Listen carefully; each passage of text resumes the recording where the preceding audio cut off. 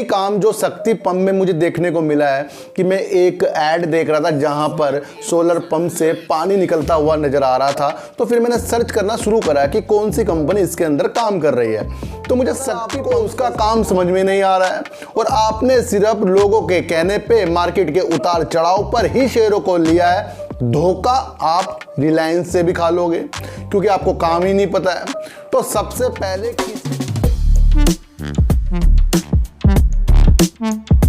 नमस्कार, मैं स्वागत करता हूं आपका अपने ही चैनल पे जिसका नाम है डीप सर्च 6 और आज बात करेंगे सर ऊर्जा ग्लोबल की और शक्ति पंप की और बात करेंगे सर MTNL की। सर इन तीनों की बात करने से पहले आपको एक चीज़ थोड़ी सी समझाना चाहता हूं कि अगर किसी चीज़ को आगे जाकर बहुत ज़्यादा विस्तार करना पड़ता है तो उसे शुरुआत में ही सही ढंग से हमें समझना पड़ेगा। अगर आपको ऊर्जा ग्लोबल हो गया या कोई सा भी शेयर हो गया, उसका काम पसंद आ गया है और उसके काम को बढ़त की ओर अगर आपने देखा है तो फिर आपको शेयर को लेने में फ़ायदा है सर। अगर आपको उसका काम समझ में नहीं आ रहा है और आपने सिर्फ लोगों के कहने पे मार्केट के उतार चढ़ाव पर ही शेयरों को लिया है, धोखा आप रिलायंस से भी खा लोगे क्योंकि आपको काम ही नहीं पता है। तो सबसे पहले किसी भी चीज़ के अंदर पढ़ने के लिए हमें उसके काम को जानना बहुत ज़रूरी होता है। सिर्फ ये नहीं कि वो सिर्फ इस सेक्टर से उम्मीद है और उस सेक्टर में वो आगे बढ़ जाएगा, क्योंकि सर ये जो शेयर मार्केट है ना, इसमें छोटे शेयरों में ही जो ऑपरेटर घुस जाते हैं वो हमारे साथ खिलवाड़ कर जाते हैं, क्योंकि हमें लगता है कि ये शेयर ऊपर जाएगा लेकिन वहाँ पर गिरावटें शुरू हो जाती हैं। जिस तरीके से ऊर्जा ग्लोबल में भी आपको गिरावट देखने को मिल रही थी और अचानक से तेजी के माहौल आपको देखने को मिले, उससे हमारे चेहरे पे मुस्कान आई, लोगों के दिलों में हर्ष उल्लास हो गया कि अब भाई ये तो 50-60 में जाएगा और कहीं ना कहीं इस शेयर को ज़्यादा खरीदूंगा। बस यही हमें मार्केट से थोड़ा सा अलग कर देगा। तो ये हमें करना नहीं है सर। देखो सर, आप शेयरों को कहीं भी ले लो, कोई से प्राइस में ले लो, अगर आपके अंदर वो क्षमता है उसे देखने की, रुकने की, तो वो प्रॉफिट देगा। नहीं तो अगर आप नीचे भी खरीद लोगे ना और आपके अंदर वो क्षमता नहीं है, वो ऊपर जा रहा, वहां बेचने की क्षमता नहीं आ रही आपके अंदर, आपको प्रॉफिट लेने की क्षमता ही नहीं आ रही, आप उसको और ऊपर देख रहे हो। तो जहां आपने नीचे भी खरीदा और वो आपको प्रॉफिट भी दे रहा है और आप उसे नहीं बेचते तो वो आपके खरीदने से भी नीचे आएगा, तो वहां पर भी आप उसमें फायदा नहीं ले पाओगे। तो क्षमता पैदा कीजिए पहले खरीदने की और बेचने की।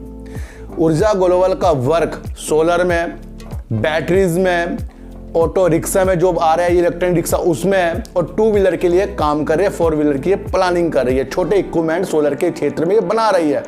आने वाला जमाना किसका है सर? इन्हीं सबका है। आने वाला जमाना भी इन सबका है और उसी उम्मीद से हमने इस शेयरों को पकड़ रखा है सर। देखो सर, मेरे पास इसके शेयर अभी फिलहाल नहीं है, लेकिन मैं आपको बता रहा हूँ इसको आपको इस उद्देश्य से देखना चाहिए। छतों पे जो सोलर लगेगी उसके अंदर भी इसके सोलर पैनल लग सकते हैं, बैटरी लग सकती है, सड़कों में जो ई रिक्शा चलेगी इसके द्वारा चल सकती हैं। फिर वो कोई सी भी कंपनी की ई रिक्शा हो उसके अंदर जो बैटरी डलेगी वो इनकी भी हो सकती, जो सस्ता देगा आगे जाकर, वो उस उम्मीद से आपको शेयरों को रखना चाहिए।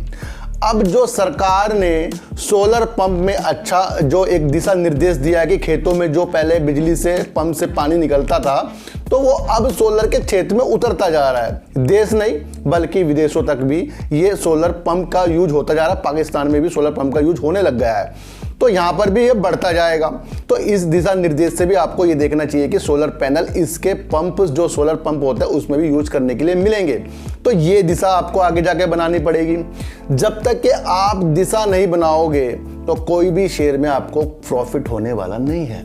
तो सारा मसला ये है कि सोलर के क्षेत्र में अच्छी संभावना है और वो संभावना से फिर बड़े बड़े शेयर भी कर रहे हैं। अडानी हो गया, टाटा पावर हो गया, रिलायंस हो गया, ये भी तो यही काम कर रहे हैं, लेकिन उनके पास ज़्यादा पैसे होते हैं। तो ऐसे शेयरों में बहुत कम शेयरों के साथ हमें उतरना चाहिए, क्योंकि ये कभी भी बढ़त के साथ फिर गिरावट के सिलसिले दिखा सकता है।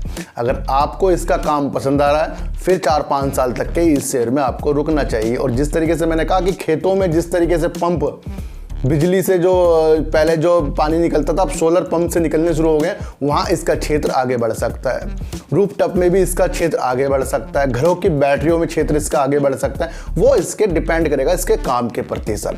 तो यही काम जो शक्ति पंप में मुझे देखने को मिला है कि मैं एक ऐड देख रहा था जहाँ पर सोलर पंप से पानी निकलता हुआ नजर आ रहा था। तो फिर मैंने सर्च करना शुरू करा कि कौन सी कंपनी इसके अंदर काम कर रही है, तो मुझे शक्ति पंप इसके अंदर नजर आया। और ये एक दिशा मुझे ऐसी बता रहा है कि गिरावट भले शक्ति पंप में हो रही हो, लेकिन आगे जाकर आपको ये बहुत ही अच्छे टारगेट भी दिखा सकता है। जो किसान है ना सर, वो चाहता है कि उसको कम बिजली का बिल दिए अच्छा मुनाफा हो। ये हर एक कोई बंदा चाहता है कि वो कोई से फील्ड में हो कि भाई कम हमें खर्चा हो और ज़्यादा हमें मुनाफा हो। तो वो काम तो सोलर सर करेगा ही करेगा। उसके लिए सर शक्ति पंप ये सोलर पैनल पंप बनाने का काम भी कर रहा है, बेखूबी कर रहा है। इस काम को आपको पहचानना चाहिए सर, क्योंकि देश जो है ना सर अपने इंडिया के साथ साथ निर्यात भी कर रहा है, जैसे गेहूँ हो गया, बाकी जो फूड हो गया, तो वो सारी चीज़ें खेतों से निकलती है और खेतों को चाहिए ज़्यादा पानी।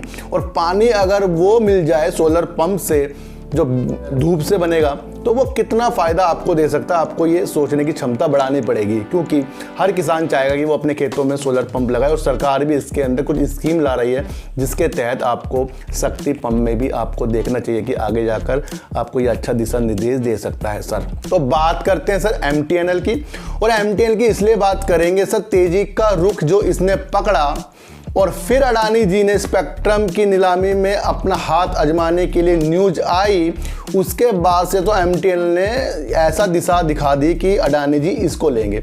भाई ये तेजी वहीं से दिखाना शुरू हो गया।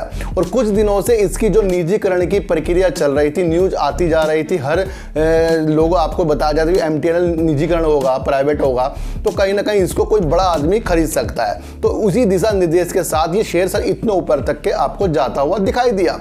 लेकिन जो आज एक न्यूज़ निकल कर आई है, जो हमारे दूरसंचार मंत्री हैं देवू सिंह चौहान जी, उन्होंने स्पष्ट कर दिया है कि घाटे में चल रही कंपनी MTNL को वो निजीकरण नहीं करेंगे, बल्कि उसके अंदर वो अच्छा काम करके इसी कंपनी को आगे तक बढ़ाएंगे। क्योंकि घाटा ज़्यादा कंपनी करे, उसके बावजूद भी आपको शेयर ये इतना ऊपर मिल रहा है।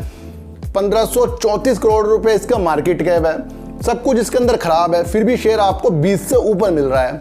तो ये भी आपको समझना चाहिए, कोई भी शेयर कहीं भी किसी न्यूज़ से ऊपर जा सकता है। तो ये कहीं प्राइवेटाइजेशन इसकी नहीं हो रही है, क्योंकि मंत्री जी ने इसके बारे में बता दिया है। और जब ये 4G आ रहा है और 4G के साथ 5G भी आएगा, तो वहाँ पर जो BSNL है ना सर, उसने अपना स्पेक्ट्रम रिजर्व कर लिया है। उसको रिजर्व हो गया कि भाई वो आगे जाकर 5G में भी BSNL काम कर सकता है। तो कहीं ना कहीं जियो, एयरटेल और वोडाफोन के साथ साथ BSNL भी आने वाले दिनों में आपको 5G की सेवा देता हुआ दिखाई देगा। लेकिन फिलहाल तो उनका जो भी काम है 4G पे अच्छा करने के लिए ये दिन पर दिन काम कर रहे हैं, और 4G जल्दी TCS के साथ मिलकर ये ला रहे हैं। इसको भी आपको समझना चाहिए सर। तो MTNL निजीकरण नहीं हो रहा है, इस शेयर से मेरा राय है कि थोड़ा दूर आपको रहना पड़ेगा, और किसी भी चीज़ों में पढ़ने से पहले उसके काम को हमें देखना पड़ेगा। ऊर्जा ग्लोबल में तेजी के संकेत हैं, तो अपना प्रॉफिट को भी आपको देखना होगा। अगर नहीं है तो लेना है तो कुछ शेयरों के साथ इसके साथ फिर 4 से 5 साल तक बना रहना पड़ेगा। तो सर ऐसी वीडियो देखने के लिए मेरे चैनल पे आइए, जरूर सब्सक्राइब भले मत कीजिए, लेकिन मेरी बातों को गौर से सुनिए ही सुनिए। तो सर चीटी को हटा दीजिए, गाय को रोटी दीजिए, और अपने बच्चों को ज़्यादा से ज़्यादा प्यार कीजिए, क्योंकि बच्चे ही आपकी मासूमियत से किस्मत पलटेंगे। तो फिर मिलेंगे आपसे नई वीडियो के साथ, जब तक के लिए नमस्कार।